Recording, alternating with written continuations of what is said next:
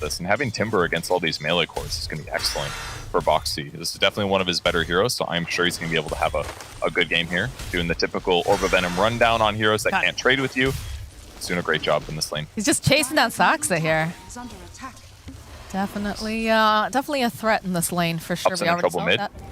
Thompson getting ganked here by Taiga. The Aether Remnant drags him back in, and that's going to be our first blood going over to Mickey. And Koifa also killing No-Tail. So looked like Thompson got a little aggressive on the opposite side of the map, but Taiga moved over, got a disable off, and therefore they got the easy rundown. Arcordon's a really slow hero. I think he's like 285. Yeah, 285 without boots. So if you do get out of position, you've got a long chase. But 2 kills right now for Team Liquid. They're pretty happy with their game position, especially if they can limit a little bit the overall farm of their opponents. Seb looking like he feels like he has to go leave the lane. He's prepping to stack a jungle camp. We'll see if he gets a double stack here. Probably going to do an attack and then an acid spray to stack the other one, I guess here. But Taiga moving over, he's not going to block it in time. Stack and try to farm it. So this is where things get iffy for offlane now, 100%. We saw when 3-3 played it, AFK jungling was still pretty quick, especially when you get Grieval's Greed and skip Unstable Concoction, and getting a Mud Golem camp is excellent too. There's a lot of summons, but you know he's not going to get the Ags nearly as fast this game most likely with this lane setup. Is that going to end? I mean, we've talked about this before. The fact that in game number 1, mid 1 won the lane handedly, and then also the Alchemist had a great time. Is that going to automatically set them off as a detriment? It absolutely should, yeah, because the Ags are going to come later. Look at the other lanes. Thompson got killed mid. His net worth or still last hits are still good. He's sitting at 24, and he's going to go Midas still fine, but.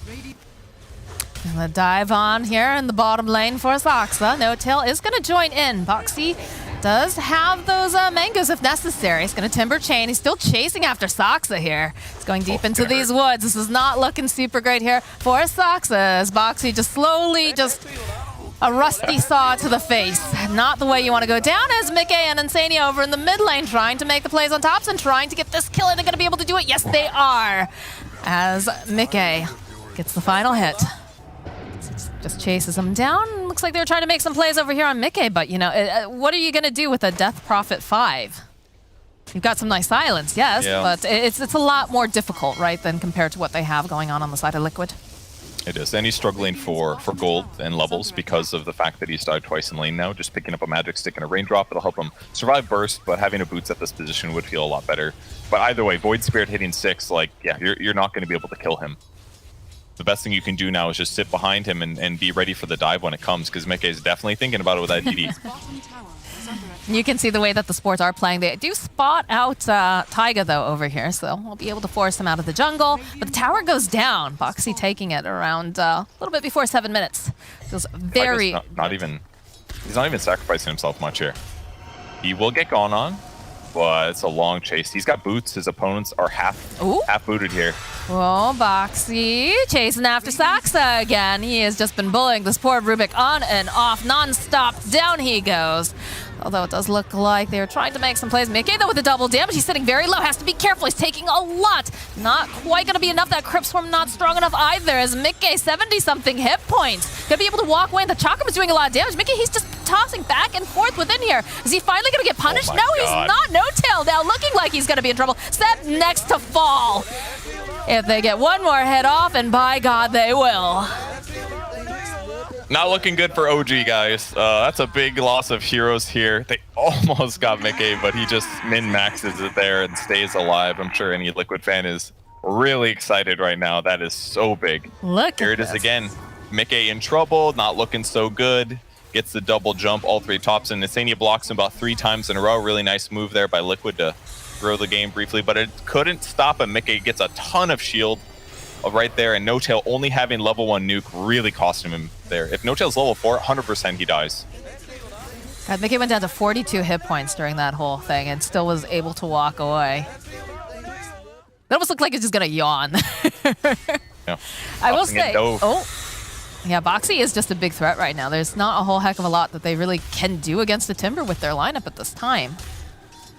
He's such a good player playing from ahead. Like, it's one of his greatest strengths, I think, as an offlane player, is that if he does get these like hero matchup advantages, he knows where to go, he knows how to be aggressive. Like, just getting Thompson's HP to half is massive, because now Thompson is not going to want to play aggressive anytime soon here. And he's also shifted from the lane that was easy to kill, the safe lane tower, and he instantly goes mid. And basically his whole team can ignore him, knowing that he's ahead, knowing that he can also pressure heroes. Instead, he's now going to rotate top, because that's where OG's pressuring. He just wants to go everywhere. That's going to make it inconvenient for OG to play Dota. Spirit Siphon coming out from No-Tail, and Sania standing nearby. No 6 yet. No-Tail looks like he's going to fall. He's regens a decent amount, but... And over in the bottom lane, Sox is just getting chased by Mickey this entire time. They're just rotating just dancing back forth. Okay, maybe they get a kill on Taiga. They do. Taiga's super farm, though. He's already got Necro 1, and he's a 4-position hero, by the way. He's been jungling. His net worth is slightly higher than Arc Wardens. It's almost the same as Dragon Knights. And everybody else on Liquid side is massively ahead. So this is still looking excellent for Liquid. Oh, they're basically just... Oh. Okay, they don't have anything to interrupt that TP, so he's going to be able to teleport out, no problem, but definitely got very low with Boxy just yo-yoing of death back and forth there. Bottle refill, pressure in 2 lanes. They'll commit to this tower now, I assume. They've got Necro 1 in about 17 seconds here. And they've got smokes ready on Enigma too. They could try to smoke around, but they're just going to play it safe. They don't need to like smoke and hard commit for these engagements. They catch the Observer Ward there. That's huge. Going to make it even harder for OG to defend, because they're not going to necessarily know exactly where Liquid's heroes are. So for now, Boxy does it solo. Quakefoot going to retreat from top. And Sox is still trying to catch up in net worth on the bot lane. Insania will get 6 here as well. So just really easy pressure mid. No-Tail might die in the mid lane. Looking dead. Yeah, he's getting chased here by Boxy. Just a couple of clicks. And eventually down goes No-Tail. They'll lose Thompson to the top lane though, but oh, the black hole coming in from Taiga. Koifa gonna be able to just kite them left and right. They get the kill on Seb. Mid one is left all alone. They have the double damage on Mickey. It's gonna be Taiga who cleans up. A disaster for OG. The efficiency from Liquid. They're gonna go right after Sox. He just wanted levels, guys. No, it's a a triple kill for Mickey. The amount of map control and like efficiency they're getting on the map is insane. Taiga TP'd mid, he summoned his Eidolons, he spawned his Necro, and they destroyed mid while Timber is killing the support that tries to defend it. And in the meantime, I'm like, oh, the tower's dead. Then I look top, boom, black hole. So he puts all of his summons mid. He doesn't even need to be top to participate in that fight. And they're just consistently winning all lanes. This is like the most winning 3 lanes crap I've seen, and maybe all DPC. Because it's not like they just won the laning stage. Just like they are constantly winning 3 lanes, no matter where they go.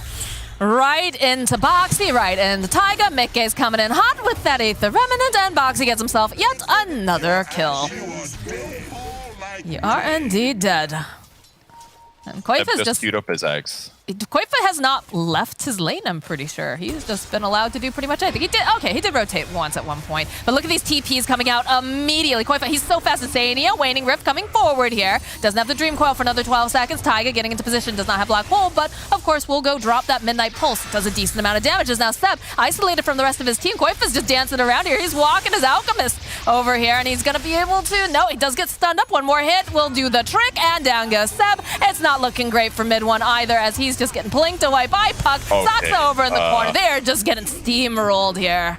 Because Puck is a higher level than Dragon Knight is right now. That's a 5-position support. This is not good. The Tempest up going down.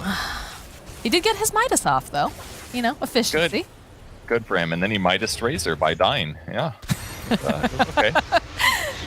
Mickey is on the hunt, and they will not only take down the Tempest double up top, but they'll take down the original copy. And this one, his hand Midas is not on cooldown. Passive Midas feels bad, man. I think the strategy is really effectively dismantled this game. Like, I think what was kind of crucial about OG last game was that Monkey King as an eggs pickup, really effective, right? But Monkey King also is a lane winner. Right. And that's what was crucial here. Their Ags potential heroes here are not like crazy lane winners, and they're not as flexible as a Monkey King is. So OG just had the better draft for the strategy in game 1. Game 2 heavily punished by Liquid's reaction picks. Oh dear, Saksa already just gets drawn right back in. They'll go to use the Exorcism, but they're just not doing much damage over here, as Boxy, of course, can just go Timber Chain away. The Ghosts are doing a decent amount, though. Are they finally going to be able to take down Boxy? Yes, they do. We'll go back in again. Koifa dancing around. No Tail still chasing after Dreamcoil, coming off over onto the back line. So they go, they take down mid one. And now No Tail trying to just get as much damage with these Ghostly Ladies as possible so he doesn't do it down, but he does fall. And now Sep getting chased behind the tier 2. The GG gets called. OG, they've had enough. As Liquid figures it out, Mickey gets the rampage, and I got broads in Atlanta, she took the lean in the family, credit cards and the scammers, hitting the licks in the band, legacies.